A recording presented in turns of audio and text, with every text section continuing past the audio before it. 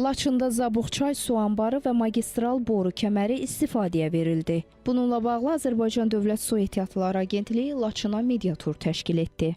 Biz hazırda Laçının Zabuq kəndində yerləşən Zabuqçay su anbarındayıq. Gördüyünüz bu Zabuqçay su anbarı Qubadlı və Zəngilan rayonlarının əkin sahələrini suvarma suyu ilə təmin edir.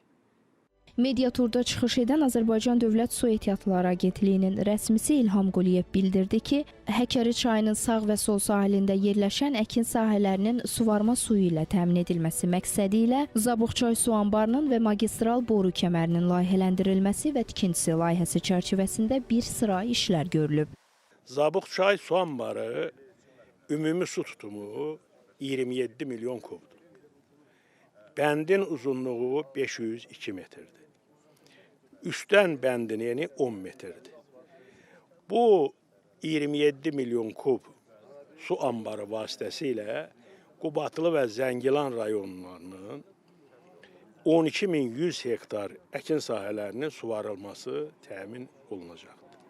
Suvarılma qapalı boru xətti vasitəsilə həyata keçirilir. Boru xəttinin uzunluğu 51,6 kilometrdir. Öz təzyiqindən gedir. Təzyiqli boru xəttidir və sonuçta o boru xəttindən həm Qubadlının, həm Zəngilanın əkin sahələri intensiv üsullarla, damcılama üsullarla əkin sahələrinin suvarılmasında istifadə edirlər.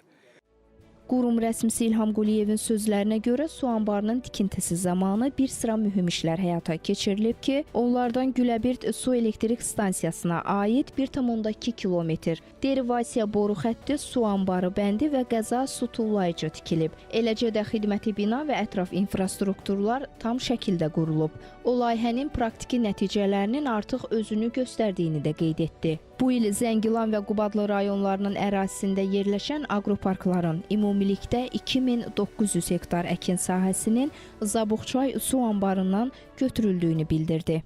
Bizim Dövlət Su Ehtiyatları Agentliyi tərəfindən müəyyən layihələr, texniki iqtisadi əsaslandırmalar hazırlanıb. Növbəti mərhələdə Həkəri çayının üzərində su anbarının tikilməsi nəzərdə tutulur. Bərgüşad çayının üzərində su anbarının tikilməsi nəzərdə tutulur. Tərtər sol sahil kanalının tikilməsi nəzərdə tutulur. Qız Qalası anbarından kanalın, su varma kanalının çəkilməsi nəzərdə tutulur. Və belə deyək də güclü layihələr, texniki iqtisadi əsaslandırmalar hazırlanıb, həyata keçirilir və hesab edirəm yaxın vaxtlarda bu Qarabağ və Şərqi Zəngəzur zonasında ciddi kənd təsərrüfatı məhsulu istehsalının artmasına səbəb olacaq. Bildirək ki, sözü gedən Zabuqçay su anbarı layihəsi regionun aqrar potensialının reallaşdırılması baxımından mühüm rol oynayır. Bu layihə həm kənd təsərrüfatında məhsuldarlığın artırılmasına, həm də yerli əhalinin rifahının yüksəldilməsinə töhfə verəcək. Azərbaycanın işğaldan azad olunmuş ərazilərində su təminatının yaxşılaşdırılması məqsədi ilə bir sıra yeni su anbarlarının tikintisi də planlaşdırılır. Artıq Həkəri çay və Bərgüşad çay su anbarlarının texniki iqtisadi əsaslandırılması və layihə smeta sənədləri hazırlanıb. Bu barədə mediaturda jurnalistlərə açıqlama verən Azərbaycan Dövlət Su Ehtiyatları Agentliyinin rəsmisi İlham Quliyev dedi ki, Həkəri çay su anbarının 91 milyon kubmetr, Bərgüşad çay su anbarının isə 67 milyon kubmetr həcmində olması nəzərdə tutulur.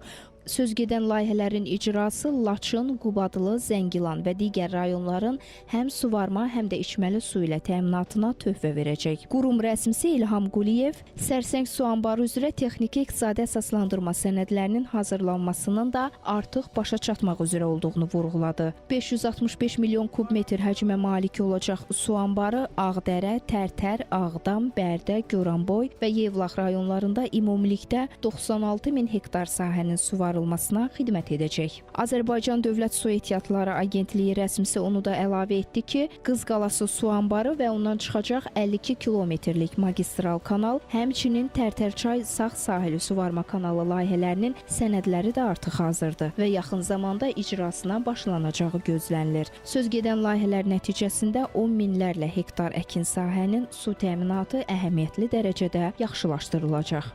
Qeyd edək ki, Zabuqçay su anbarının tikintisinə 2023-cü ildə başlanılıb. Jalə Novruzova, Rahim Mustafayev, Real.